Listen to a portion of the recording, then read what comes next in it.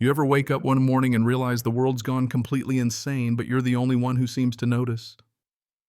Because let me tell you, nothing prepares you for standing in the middle of your own damn land, watching strangers pour a $2.3 million foundation for a luxury clubhouse, then getting slapped in cuffs for trespassing on property your great-granddad built with his bare hands.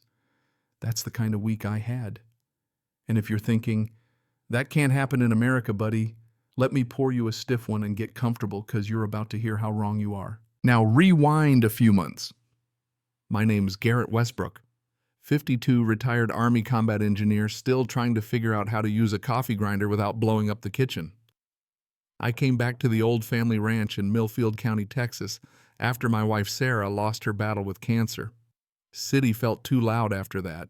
Grief has a way of sharpening every sound: sirens, car horns, neighbors arguing about parking spots, until all you want is a place where the only noise is wind through the live oaks and the distant call of a coyote.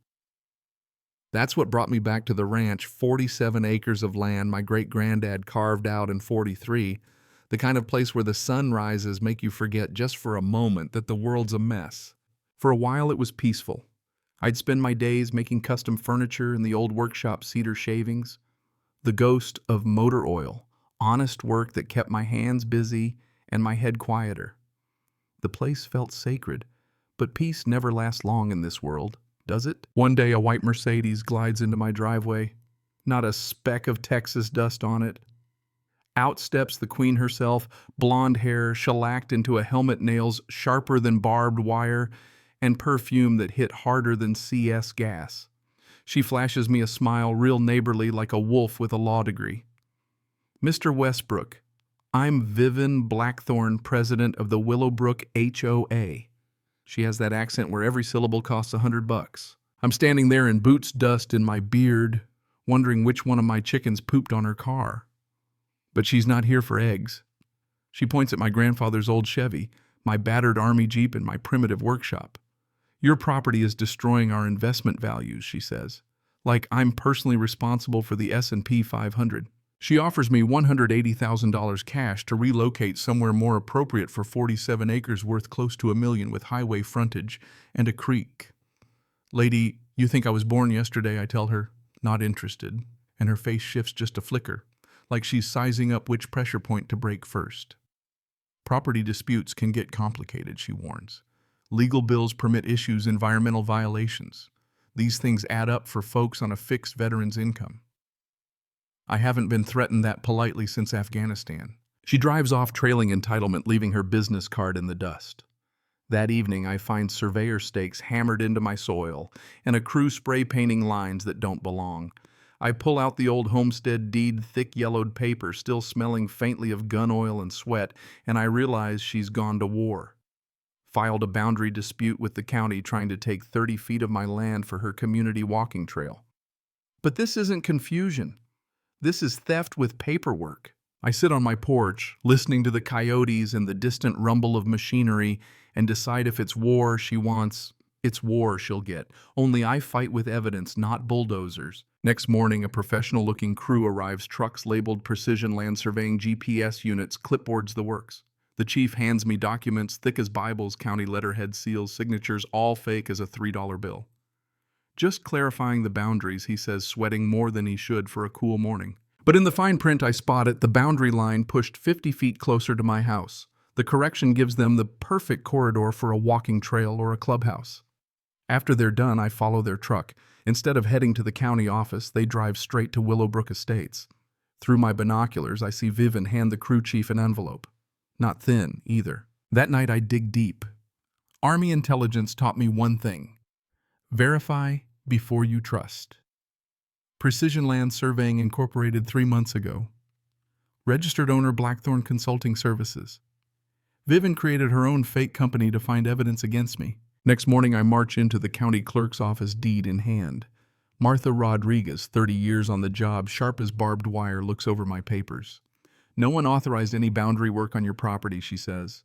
Someone's been forging county documents. She helps me order a state-level GPS survey. Turns out my land runs 30 feet further than I thought, right through the middle of her so-called HOA amenities. The taste of victory is sweet, even if it's just on paper for now. I post no trespassing signs right down the center of her planned trail. By sundown, orange warnings shout the truth across the line. Viven calls furious. Remove those signs or I'll have you arrested for harassment. Ma'am, I tell her I've got state surveys to prove this is my land. Silence. The war's just begun. The next day, she files a building permit for a wellness center covering the exact land she tried to steal.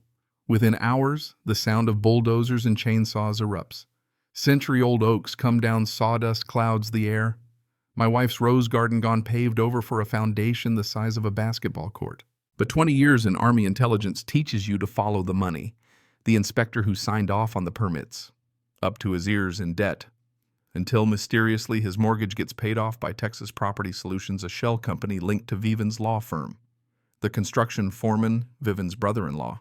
I call Sarah Denver, a property attorney with the heart of a honey badger. She reviews my evidence and nearly throws her coffee at the wall. Garrett, this isn't just a land grab. This is a RICO case. She files an emergency cease and desist. Should have stopped the work. Instead, the foreman reads the court papers, laughs, and tells me to shove them where the sun don't shine. Fine. I set up surveillance, night vision cameras, motion sensors, the works. Then I call the state environmental agency. Turns out this land's protected wetland. Special permits required, which Viven never bothered to get. Fines $50,000 a day, plus criminal charges. But Viven ups the ante. The next morning, 3 sheriff's cruisers light up my driveway. Deputies with hands on their holsters, neighbors filming. She's filed a complaint, claims I called at 2 a.m., threatening to blow up her clubhouse. She's got doctored phone records, a fake audio recording, even a witness, a security guard with a rap sheet for perjury. I get cuffed in front of my own porch, hauled off for 12 hours, while construction races ahead. In lockup, surrounded by men broken by bad luck, I realize this isn't just about property. She's trying to destroy me. Sarah bails me out. We dig deeper. That threatening phone call, audio forensics prove it's a digital mashup of clips from my woodworking videos. The witness paid off his travel and hotel receipts covered by Blackthorn Consulting. Here's where the real twist drops. My old Army buddy Jake Morrison, now a digital forensics whiz, traces the audio back to a Houston company paid $15,000 by Viven's law firm. They left digital fingerprints and every step leads straight back to her. But the rabbit hole's deeper. The Willowbrook HOA isn't even legally incorporated. Their paperwork was rejected 3 years ago for missing signatures. Everything, the rules, the fees, the threats, the special assessments, all of it built on a lie. I dig into county financial records, $2.3 million in HOA fees funneled through a web of shell companies straight into Viven's accounts. The construction funded by loans on property they didn't even own. Every permit is void. Every brick, every chandelier, every blade of grass, legally mine. Now, it's not just my fight. The feds are involved. Agent Rebecca Torres from the FBI calls. They're ready to move on wire fraud, bank fraud, conspiracy. They want a public takedown, catch every co-conspirator in front of the cameras. And wouldn't you know it, Viven's planning a grand opening ribbon-cutting news crews invited. I gather my own team. Sarah, the honey badger attorney. Jake, the digital sleuth. Dr. Patricia Martinez, my VA therapist, connects me with veterans who faced the same dirty tactics, smear campaigns, fake psych profiles, all designed to discredit. We map every transfer, every shell company, every act of witness tampering. Viven pays $50,000 to a reputation management firm to flood social media with lies about me, PTSD threats, even accusations of child endangerment.